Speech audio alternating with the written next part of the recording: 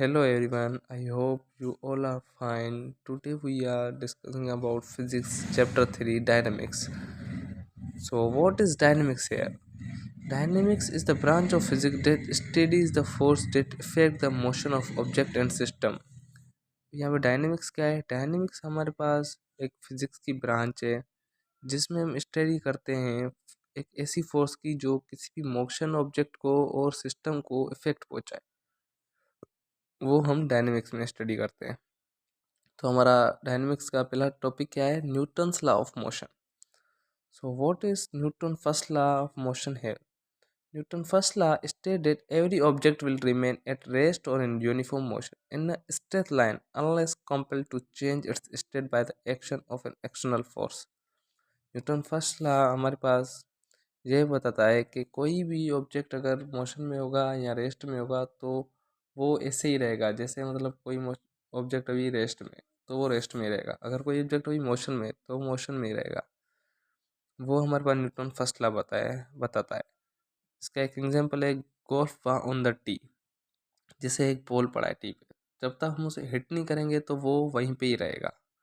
और फुटबॉल है, जैसे कि हम उसको जब तक हम उसको किक नहीं करेंगे तो वो मतलब उधर ही अपनी फील्ड में ही रहेगा। तो ये हमारे पास Newton first law of motion है। ये हम पढ़ेंगे Newton second law of motion. What is Newton second law of motion है? Force can be balanced and unbalanced.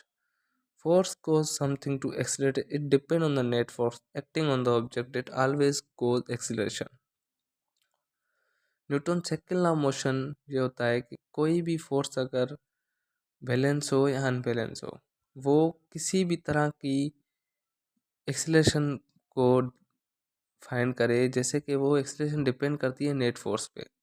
जितनी नेट फोर्स होगी उतना ही एक्सीलरेशन बढ़ेगा, जितनी एक्सीलरेशन कम हो नेट फोर्स कम होगी उतनी एक्सीलरेशन कम होगी।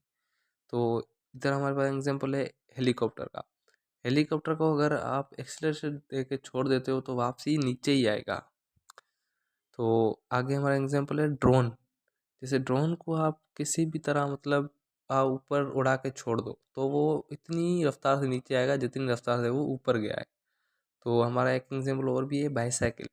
उसको जितना तेज़ चलाओगे वो उतनी तेज़ चलेगी, आप छोड़ोगे तो रुक जाएगी। तो ये हमारे पास न्यूटन सेकंड लॉ का एग्जाम्पल थे। अभी हम बढ़ते हैं न्यूटन थर्ड लॉ मोशन की तरफ। Whenever one object exert a force on the second object, the second object exert a equal and opposite force on the first। जब भी हम किसी भी ऑब्जेक्ट पे फोर्स लगाएंगे, किसी भी सेकंड ऑब्जेक्ट पे फोर्स लगाएंगे और वो उतनी फोर्स वापसी फर्स्ट ऑब्जेक्ट पे लगाएगा, तो वो हमारे पास न्यूटन थर्ड लॉ बता रहा है। In simple words we said that means action का रिएक्शन। तो जैसे ही आप मतलब इसका एक एग्जांपल है, मत- जैसे भी आप किसी दीवार पे बॉल मारोगे तो वो वापसी आएगी आपकी तरफ। तो ये हमारा न्यूटन थर्ड लॉ का एग्जांपल है। एक और एग्जांपल ले लेते हैं। आप किसी भी मतलब टेबल टेनिस की बैट को टच करते हो तो वो वापसी बॉल आएगी। तो वो हमारे पास न्यूटन थर्ड लॉ का एग्जांपल है। Thank you everyone.